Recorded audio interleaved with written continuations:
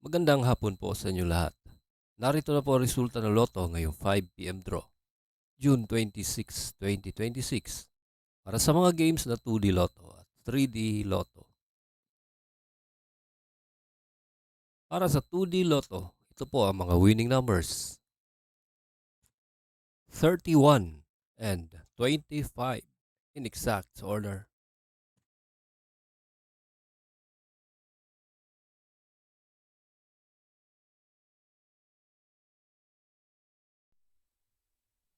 Kung bago ka pa lang sa aking channel, pwede kang mag-like, share, at subscribe para updated kayo sa mga PCSO lottery results araw-araw.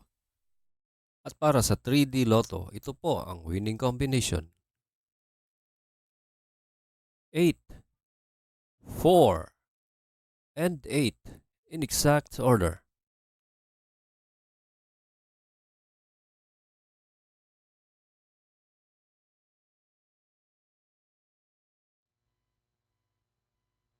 Salamat po sa panonood ng Lotto Results Today by Mr. Wi-Fi. Good luck at maglaro ng responsable. Huwag kalimutang mag-like, share at subscribe. Hanggang sa muli, paalam po sa inyong lahat.